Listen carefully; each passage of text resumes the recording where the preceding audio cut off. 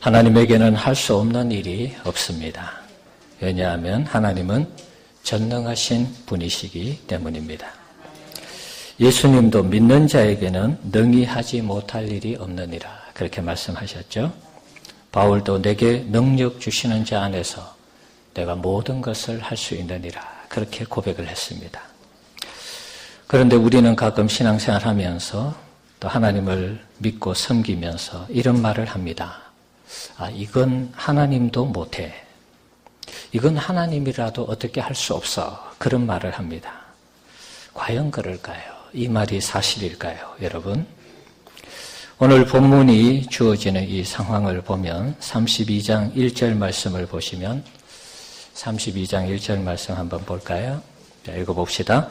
유다의 시드기야 왕 10째 해, 곧 느부갓네살 18째 해에 여호와의 말씀이 예레미야에게 임하니라. 자, 시드기야 왕 10째 해, 10년 되던 해에 느부갓네살 18째 해 되던 해에 임한 하나님의 말씀입니다. 자, 시드기야는 유다 나라의 마지막 왕입니다. 시드기야는 유다의 마지막 왕으로서 11년 4월에 예루살렘이 함락되면서 유다 나라가 망합니다. 그것이 열왕기하 25장 1절에서 8절에 기록이 되어 있습니다.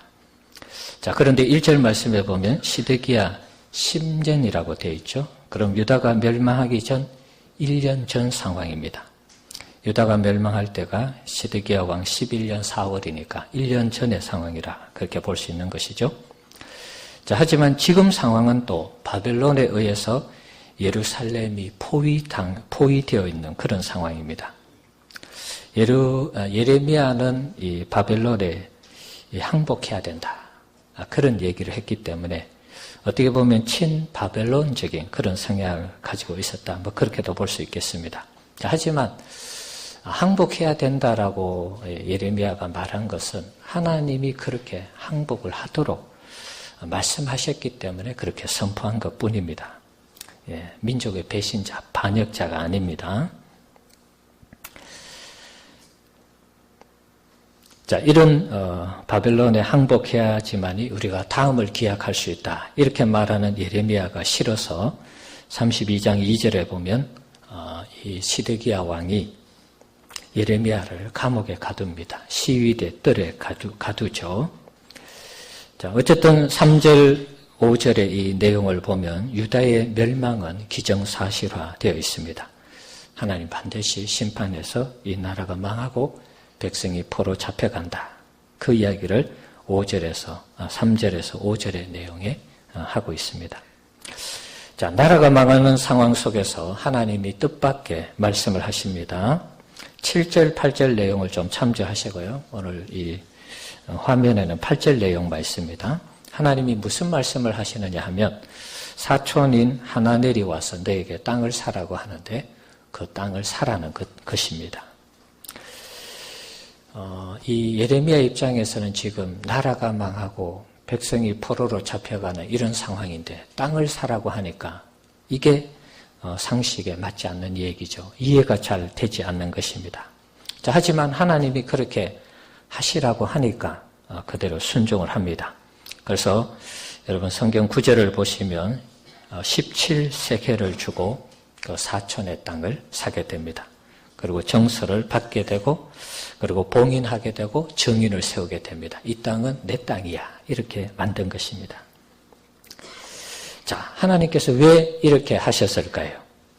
나라가 지금 망하기 일보 직전인데 왜 예레미야에게 땅을 사서 정인을 세우고 정서를 봉인하도록 했을까요? 자, 그 이유는 한 가지입니다. 하나님께서 이 땅을 완전히 멸망하지 않고 다시 회복시켜서 그 백성들이 이 땅에 돌아온다는 것을 보여주기 위해서 땅을 사도록 한 것입니다. 예레미야가 만약에 나라가 망한다라고 생각했으면 우리가 다시 돌아올 수 없다라고 생각했으면 땅을 사지 않았겠죠. 그러나 하나님께서 반드시 70년 후에 돌아오니까 땅을 사라. 그걸 말씀하셨기 때문에 돌아온다라는 믿음, 확신을 가지고 땅을 산 것입니다. 상징적인 의미가 있습니다. 예레미야가 땅을 샀다. 다시 하나님께서 우리를 돌아오게 하시겠구나. 그런 어떤 증거를 가질 수 있는 것입니다. 37절의 그 내용도 보시면 이곳으로 돌아오게 하여 안전하게 살게 하겠다. 그렇게 말씀하시죠. 44절에도 보면 내가 그들의 포로를 돌아오게 함이니라. 반드시 돌아오게 하도록 하시겠다는 것입니다. 자, 예레미야는 하나님의 말씀을 믿었습니다. 그런데 인간인지라 자꾸 이게 걱정이 되는 것입니다. 나라가 망하고 백성이 다 포로로 잡혀갔는데 정말 이 나라가 다시 회복될 것인가? 다시 돌아올 것인가?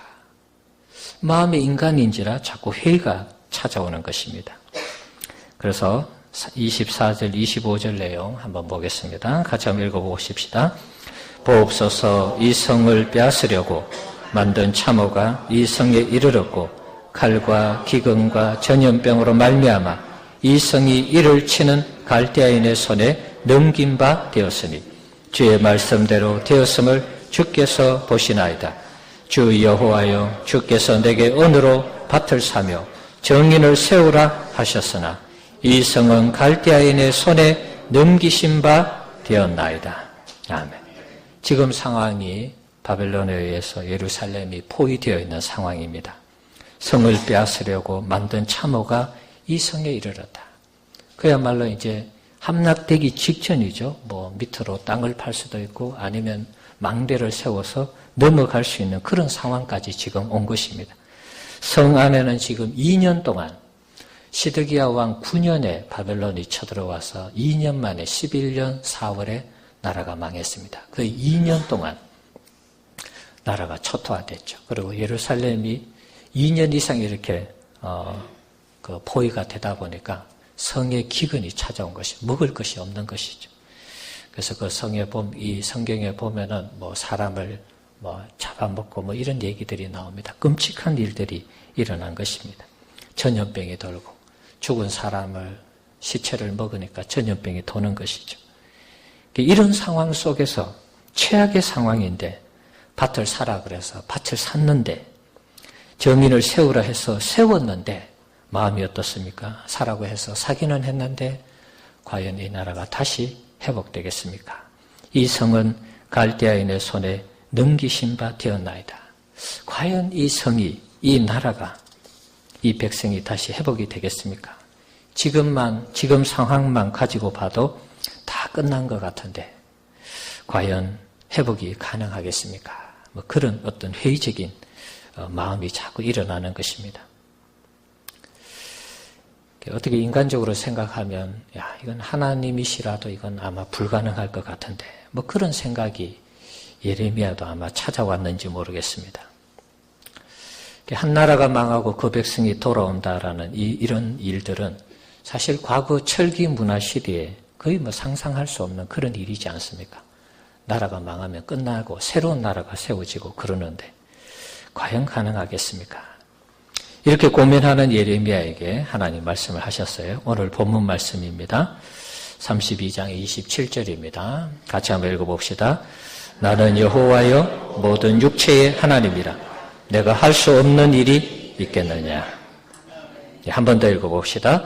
나는 여호와여 모든 육체의 하나님이라 내가 할 수 없는 일이 있겠느냐. 네. 하나님은 예레미야에게 이렇게 말씀하셨어요. 내가 모든 육체의 하나님이야. 내가 할 수 없는 일이 있겠느냐. 내가 마음만 먹으면, 내가 작정만 하면 다 할 수 있다라는 것입니다. 나는 네가 생각하는 그런 하나님이 아니라는 것입니다. 인간의 생각으로 나를 제한하지 말라는 것입니다.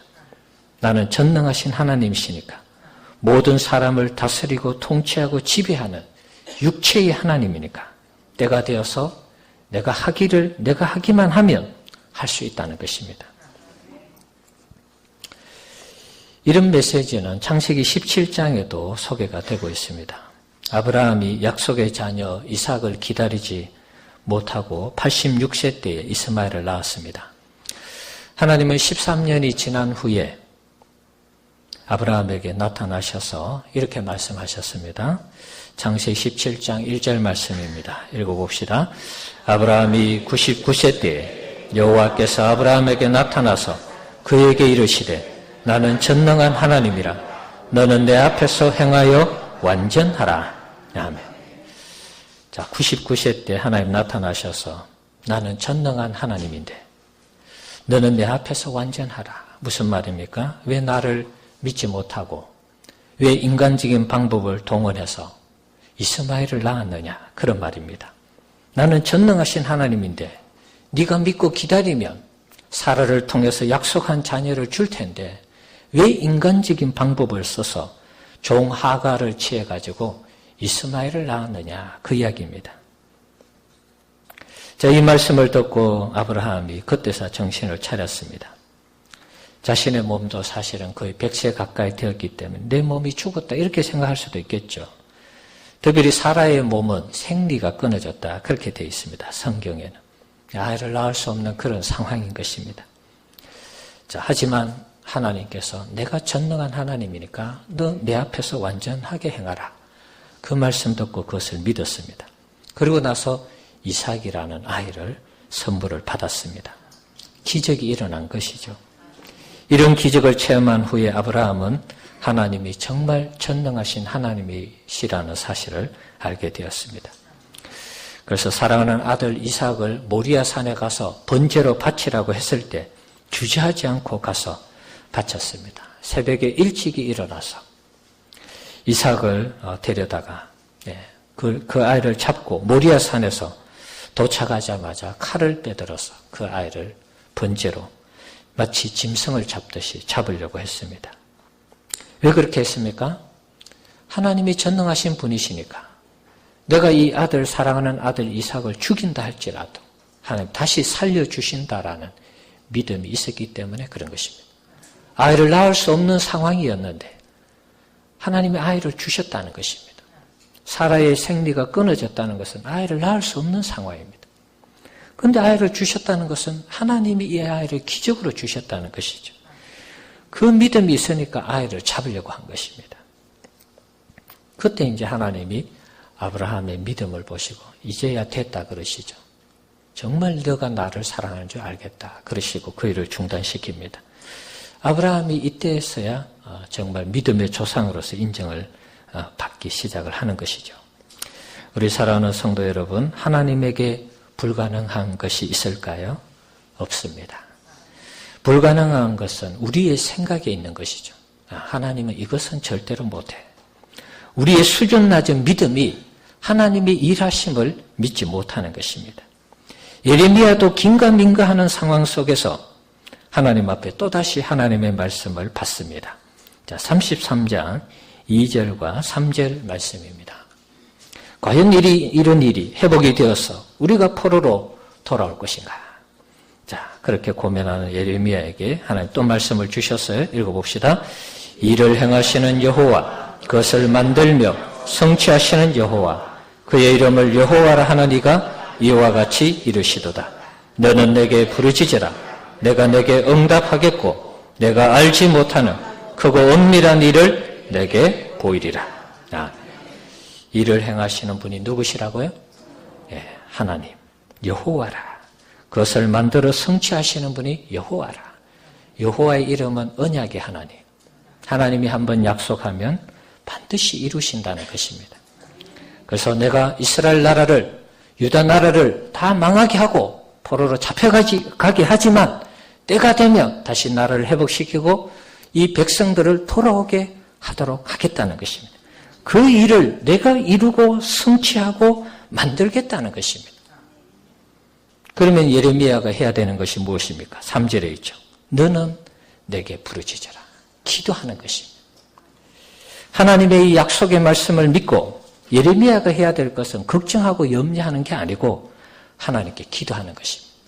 때가 되면 하나님, 이 하나님이 말씀하신 약속하신 것을 이루어 주시옵소서. 이루게 될 줄 믿습니다.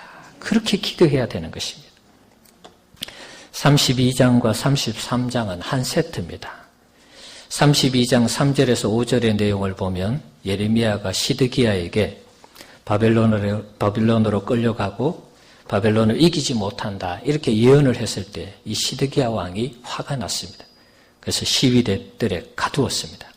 33장 1절에 보면 시위대 뜰에 갇혀있는 예레미야에게 하나님의 말씀이 임한 것이죠. 그래서 32장과 33장이 연결이 되는 것입니다. 저도 이번에 새벽 기도회를 인도하면서 이렇게 연결된다는 것을 새롭게 깨달았습니다. 연속선상에서 하나님이 이렇게 말씀을 주신 것입니다. 불가능할 것 같은 유다 나라의 회복과 포로 귀환을 하나님이 반드시 이루니까, 이것이 하나님의 일이니까 하나님께서 예레미야에게 당부한 것은 다른 것이 아니었습니다. 기도하라는 것입니다. 너희들의 독립을 위해서 반란을 일으키고 군대를 조직하고 군대를 훈련시키라는 그런 말씀이 아니었습니다. 나라를 회복하고 포로에서 귀환시키는 일은 내가 하는 것이니까 너는 기도하라는 것입니다. 부르짖어서 기도하라는 것입니다. 나중에 70년이 되었을 때 하나님이 오늘 본문에 뭐라고 그랬습니까? 하나님께서 모든 육체의 하나님이라 이렇게 말씀하셨죠. 고레스, 당시의 페르시아 황제였던 고레스의 그 마음을 움직이는 것입니다. 자, 한번 보십시다. 역대하 36장 22절, 23절. 한번 읽어보십시다.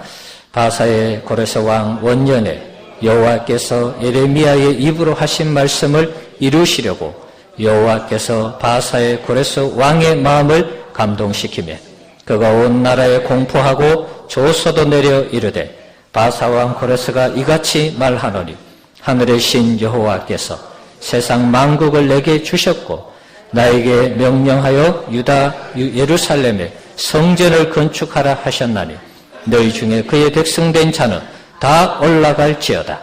너희 하나님 여호와께서 함께 하시기를 원하노라 하였더라. 모든 이 육체의 하나님께서 당시 바사 페르시아 나라의 황제의 이 마음을 움직이니까 전쟁도 하지 아니하고 반란을 일으키지도 않았음에도 불구하고 왕의 마음을 움직이니까 하나님께서 이 고레스가 유다 나라 백성들은 다 올라가라. 그리고 올라가서 성전을 지어라. 이렇게 명령을 한 것입니다. 얼마나 쉬운 방법입니까, 여러분? 하나님이 일을 하시니까 예레미야는 기도만 하면 된다는 것입니다. 그래서 결과적으로 하나님이 이렇게 역사한 것입니다. 금요 기도회 때 하나님의 살아계신 능력을 체험하려면 우리가 기도하고 금식해야 된다 그랬습니다. 마가복음 9장 29절 말씀 한번 보십시다. 읽어봅시다. 기도와 금식 외에 다른 것으로는 이런 종류가 나갈 수 없느니라. 자, 여기 보시면 원래 이제 성경에는 금식이 빠져 있습니다. 그런데 이제 다른 사본에 이 괄호를 쳐서 금식이 이렇게 들어가 있다는 것입니다. 그래서 이제 금요일 날 살펴볼 때는 기도와 금식 외에 다른 것으로는 이런 종류가 나갈 수 없다 그랬습니다. 그래서 우리가 하나님의 살아계신 능력을 체험하려면 기도하고 금식을 해야 된다. 그런 말씀을 드렸습니다. 우리에게 불가능한 것이 있을 때 기도하고 금식하면 하나님이 능력을 주셔서 그것을 가능하게 한다는 것입니다. 우리에게 불가능한 것이 있는 것은 이것을 거꾸로 생각하면 어떻습니까? 기도하고 금식하지 않기 때문에 불가능한 것이 그냥 불가능한 것으로 남는 것입니다. 그러나 우리가 기도하고 금식하면 하나님은 불가능한 것을 가능하게 하도록 바꾸시는 하나님이심을 믿으시기 바랍니다. 우리에게 불가능한 것이 있는 것은 우리에게 믿음이 없어서 그런 것입니다. 기도와 금식이 없기 때문에 하나님의 능력이 나타나지 않는 것입니다. 하나님이 무능해서 역사하지 않는 것이 아니라 우리의 기도와 우리의 금식, 하나님을 향해 부르짖고 찾는 이 신앙과 믿음이 부족하기 때문에 하나님이 역사하지 않는 것입니다. 우리가 간절히 하나님을 찾고 구하면은 하나님께서 반드시 우리에게 역사하실 줄 믿습니다. 우리가 생각할 수 없는 일들도 하나님께서 가능하게 하시는 그런 은혜를 베풀어 주실 줄 믿습니다. 우리의 의식 속에 하나님이 안 된다. 하나님도 이 일을 못한다. 그렇게 생각하면 안 되는 것입니다. 더 이상 하나님의 역사는 기대할 수 없습니다. 아일랜드에 한 청년이 있었습니다. 결혼식을 앞에 두고 사랑하는 약혼녀가 익사하는 그런 고통, 그런 아픔을 당했습니다. 너무나 갑자기 큰 슬픔을 겪었기 때문에 절망 가운데 살았습니다. 주위 사람들의 권유를 따라서 아픔을 좀 달래기 위해서 카나다로 가게 되었습니다. 거기에 가서 새롭게 안주하면서 뭔가 새로운 일들을 하기를 원했습니다. 근데 카나다에서 좀 지내니까 아일랜드에서 소식이 오기를 어머니께서 중병이 걸려서 죽기 직전이라는 것입니다. 이게 불행이 찾아올 때에 한꺼번에 찾아오죠. 대체로. 이 청년이 정말 왜 내게 이런 자꾸 어려운 일들이 생기는 것인가. 죽고 싶은 마음이 들었습니다. 계속해서 안 좋은 일만 생기니까. 자, 이 청년이 그러다가 하나님 앞에 무릎을 꿇고 기도했습니다. 흐느끼면서 울면서 기도했습니다. 예수님, 어머니의 병을 고쳐주시옵소서, 응답해 주시옵소서, 평생을 하나님의 영광을 위해서 살겠습니다. 그렇게 결단하며 기도를 했습니다. 자, 얼마나 간절하게 기도했던지 기도한 후에 하나님의 이 평강, 하나님의 위로, 하나님의 그 안식이 자기에게 밀려오는 것을 느꼈습니다. 그러면서 이 사람이 이때 그 평안함을 가진 것을, 평안함을 받은 그 은혜를 가지고 찬송가를 하나 썼습니다. 그 찬송이 우리가 가지고 있는 찬송 369장입니다. 죄짐 맡은 우리 구주, 그 찬송입니다. 그 2절 가사에 보면 이런 가사가 있습니다. 시험, 걱정, 모든 괴로움 없는 사람 누군가 부질없이 낙심 말고 기도드려 아뢰세. 이런 진실하신 친구 찾아볼 수 있을까? 우리 약함 아시오니 어찌하니 아뢰일까? 자신의 그 연약함이 있을 때 하나님 앞에 기도했죠. 평안함이 밀려왔다 그랬습니다. 나중에 이제 고향에 전화해 보니까 그 어머니, 중병이 걸려서 죽기 일보 직전이었던 어머니가 거짓말처럼 치유가 되었다는 것입니다. 이 사람이 바로 조지프 크리스본이라는 사람입니다. 자, 우리가 생각할 때에 정말 불가능할 것 같은 그런 일들이 있을 때 자기가 하나님을 찾고 기도하고 간절히 기도했을 때 하나님이 역사하더라는 것입니다. 기도에는 실패가 없는 것입니다. 한번 따라합시다. 기도에는 실패가 없다. 윌리엄 캐리라는 사람이 있습니다. 선교의 아버지라는 분입니다. 이분도 선교를 하다가 1812년 3월 12일 날 인도의 세람포르에서 이 사람이 선교하면서 인도어를 번역하면서 거의 마지막 단계까지 갔습니다. 그런데 화재가 났습니다. 자기가 선교하면서 수년 동안 준비했던 그 인도어로 번역한 이 성경들이 다 불타버렸습니다.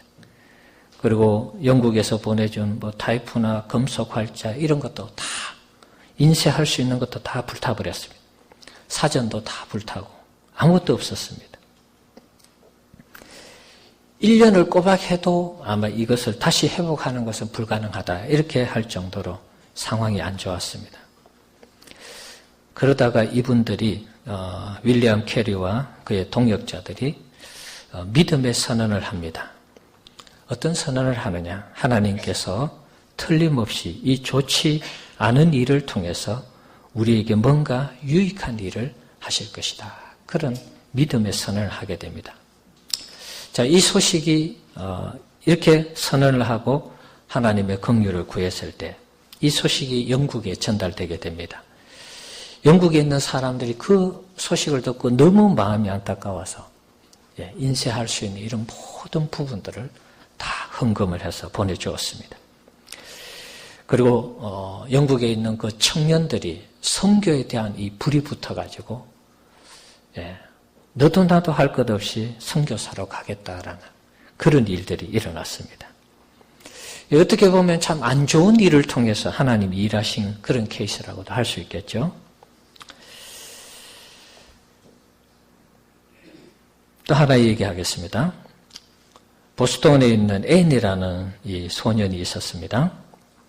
앤이라는 이 소년은 엄마가 죽었고 아빠는 알코올 중독자였습니다. 아버지로 인해서 상처가 심했습니다. 아버지를 피해서 보호소에 왔습니다. 동생하고 같이 왔는데 동생이 또 죽었습니다.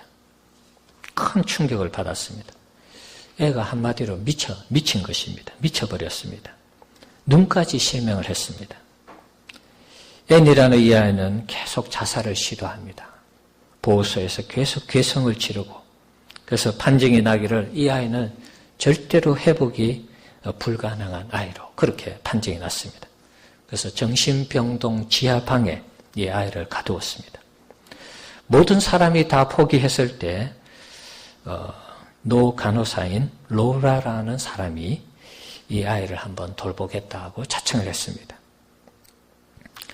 로라는 이 정신과 치료보다는 그냥 이 아이에게 내가 친구가 되어야 되겠다, 그런 생각을 했습니다. 그래서 날마다 찾아가서 과자를 들고 가고, 그리고 책을 읽어주고 이러면서 친구가 되었습니다. 그래도 하루아침엔 바뀌지 않는 것이죠. 계속해서 한 달, 두 달, 석 달, 1년 이런 식으로 찾아갔습니다. 어느 순간 변화가 이제 한 가지 보였습니다. 그 변화가 뭐냐 하면 그 아이를 위해서 늘 이렇게 들고 간 과자가 어느 날부터 하나씩 없어진다는 것을 발견하게 된 것입니다. 아, 이 아이가 이제 마음의 문을 여는구나, 느껴지는 것이죠. 그래서 포기하지 않고 가서 책을 읽어주고 얘기해주고 과자를 사주고, 자, 그러기를 2년 동안 했습니다. 2년 동안 했을 때 이 아이가 서서히 돌아오기 시작하는 것입니다. 그리고 만 2년 만에 이 아이가 정상적인 아이로 판명을 받아서 그 정신병동에서 나오게 되었습니다.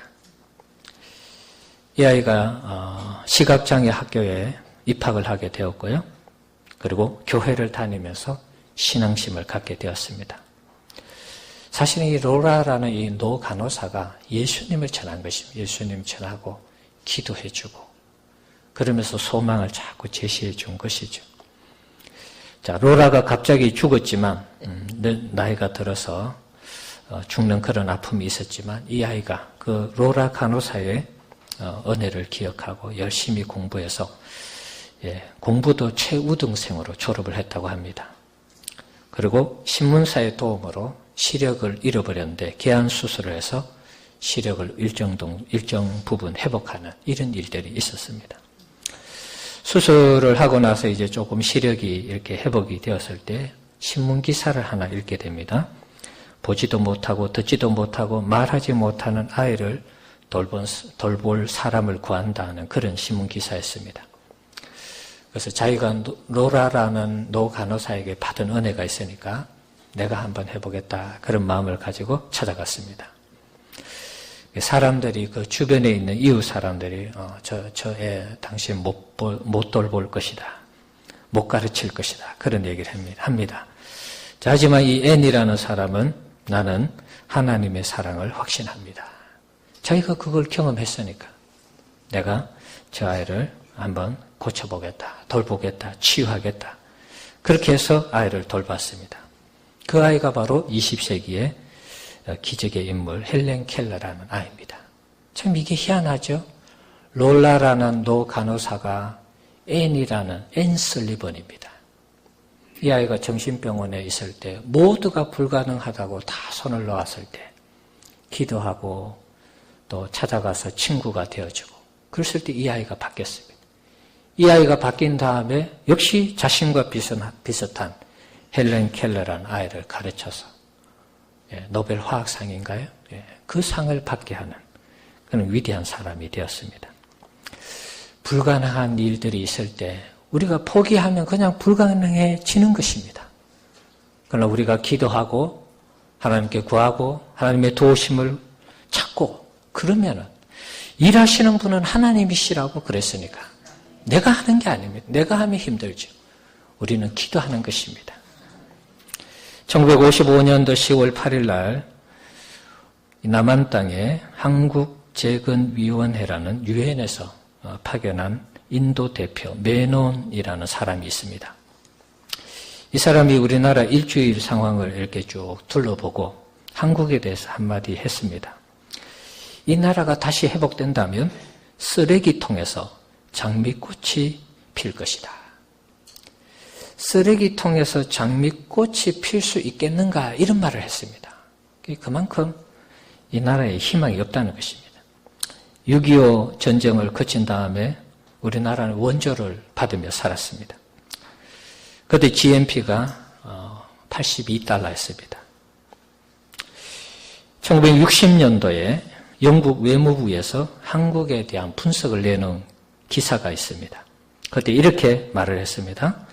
한국이라는 나라는 한반도 남쪽에 위치한 분단국가로서 희망이 없는 곳이다. 국민성은 게으르고 문명률은 높으며 정치적 미숙에다 경제적 빈곤이 겹친 나라, 게다가 언제 터질지 모르는 군사적 불안 등 온갖 부정적인 요인을 안고 있어서 가망이 없는 나라이다. 자, 우리나라의 이 상황을 1960년대에 미국 외무부가 이렇게 보고를 했습니다. 희망이 없는 나라다. 가망이 없는 나라다. 만약에 뭔가 회복된다면 쓰레기통에서 장미꽃이 피는 것이 아닌가. 그런 말을 했다는 것입니다. 자, 그러던 우리나라가 지금 어떻습니까? 55년이 지난 우리나라. 세계에서 정말 멋있는 나라가 되었습니다. 하나님이 도우시고 하나님이 함께 하셨기 때문에 이런 나라가 된 것이죠. 물론 우리가 열심히 일했습니다. 그것을 부인하지 않습니다. 그러나 여러분, 우리가 7, 80년대 교회가 부흥하면서 얼마나 많이 기도했습니까? 나라를 위한 기도. 우리도 기도할 때마다 나라를 위해서 기도하는 걸 빼먹지 않습니다. 나라를 위해 기도하고 국가 경제를 위해서 기도합니다. 정말 가능성이 없고 희망이 없던 이 나라가 60, 70년대, 80년대 교회가 부흥하면서 날마다 이 나라를 위해서 기도하고 금식하며 구했습니다. 이 나라가 지금 세계 10위권 안에 드는 경제 대국이 되었습니다. 소득이 3만 불 가까운 그런 나라가 되었습니다. 불가능한 영국 외무부에서도 가능성이 없고 희망이 없다라고 했는데 가능하게 된 것입니다. 하나님이 하신 것이죠, 여러분. 인터넷에 이런 재미있는 글이 올라와 있습니다. 어느 유치원에서 한 선생님이 유치원생들에게 1년 동안 가르치는 그 내용입니다. 가사 시간, 집에 이렇게 부엌에서 하는 그런 일들이죠. 아이들에게 가르쳤습니다. 삶은 계란은 소금을 쳐서 먹는다. 이렇게 가르쳤습니다. 매주 가사 시간만 돌아오면 아이들에게 주입식 교육을 했습니다. 삶은 계란은 어떻게 먹는다고? 소금을 쳐서 먹는다. 이렇게 가르쳤습니다. 그리고 체육 시간에는 앞으로 갈 때는 왼발부터 나간다. 그렇게 가르쳤습니다. 체육 시간에. 앞으로 갈 때는 무슨 발? 왼발. 국어 시간에 미닫이 문을 소리 나는 대로 쓰면은 미닫이라고 씁니다. 이렇게 가르쳤습니다. 1년 동안 열심히 가르치고 이제 초등학교를 이제 올려보내는 마지막 시간에 교사들이 테스트를 했습니다. 우리가 가르친 것을 아이들이 잘 배웠을 거야. 또 답도 한두 번 한 것이 아니니까 잘 알 것이다. 그렇게 생각을 했습니다. 그 아이들 중에 엉뚱이라는 아이, 이름을 가진 아이가 있습니다. 자, 선생님이 물었습니다. 첫 번째 가사 시간에 배운 것이죠. 삶은 계란은 무엇을 쳐서 먹지요? 물었습니다. 이 엉뚱한 아이가 대답을 합니다. 삶은 계란은 가슴을 쳐서 먹습니다. 가슴을 치면서 먹는다는 것입니다. 아무래도 목이 메이니까 가슴을 치겠죠. 네. 두 번째, 체육 시간에 앞으로 나갈 때 무슨 발부터 나가지요? 물었습니다. 엉뚱이라는 아이가 대답합니다. 앞으로 나갈 때는 앞발부터 나갑니다. 네, 앞발부터 나간다는 것입니다. 자, 세 번째, 국어 시간에 배운 것입니다. 미닫이 문을 소리 나는 대로 쓰면 세 글자 땡땡땡입니다. 뭐지요? 자, 엉뚱이가 대답을 합니다. 미닫이의 문을 소리 나는 대로 쓰면은 드르륵입니다. 예. 1년 동안 답을 가르쳐주고 주입식을 하고 뭐 매주마다 가르쳐도 이 아이는 바뀐 게 하나도 없습니다. 학습이 되지 않았다는 것입니다. 학습이 되지 않았어요. 여러분, 이 아이가 누군지 아십니까, 여러분? 네, 우리 자신들입니다. 우리는 하나님의 말씀을 매주마다 듣습니다. 때로는 수요일도 듣고 금요일도 듣습니다. 불가능한 것이 없다라고 제가 말씀도 드리고, 불가능한 것은 우리가 안 하기 때문에 안 된다라고 말씀을 드립니다. 기도하고 금식하면 불가능한 것이 가능하다라고 말씀드립니다. 하나님의 말씀에 순종하면 하나님이 기적을 일으키신다 말씀드립니다. 하나님을 위하는 중심, 다윗처럼 하나님을 위하는 중심을 가지고 살아가면 어디를 가든지 이기게 하는 삶을 산다라고 계속해서 말씀드리고 있습니다. 그런데 여러분들은 여전히 불안해하고 걱정해합니다. 오히려 기도는 하지 않고 금식은 하지 않고 하나님을 찾지 않고 걱정과 염려와 불안 속에서 살아가는 것입니다. 매주마다 들은 말씀이 있지만 이 엉뚱한 아이처럼 전혀 이 신앙에 대한 학습이 안 되는 것입니다.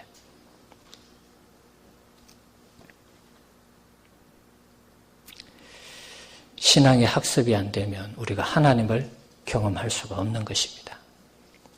하나님이 살아계시면 내게 이럴 수가 있어. 여러분, 그러는 분들이 있죠. 그런 일들이 생길 때 여러분 기도해 보십시오. 왜 그런 일이 생기는지를 기도해 보시면 하나님 살아계시니까 반드시 응답을 하실 것입니다. 왜 그런 일이 생겼는지 말씀하실 것입니다. 그리고 그 일을 통해서 우리에게 깨닫게 하시는 바가 분명히 있을 것입니다. 내가 할 수 없는 일이 있겠느냐? 하나님이 얼마나 답답했으면 이런 말씀을 하실까요, 여러분? 하나님은 할 수 없는 일이 없습니다. 여러분 믿으시기 바랍니다. 가슴에 새기시고 여러분의 영혼에 새기셔야 됩니다. 하나님이 할 수 없는 일이 없다면 우리는 뭘 해야 됩니까? 기도하는 것입니다. 하나님을 찾는 것입니다. 안 된다라고 불평하기보다는 기도하고 의지하고 찾고 부르짖는 것입니다. 그러면 하나님이 되게 하는 것입니다. 자, 하나님이 불가능한 일이 없다는 거 꼭 기억하시면서 여러분 기도로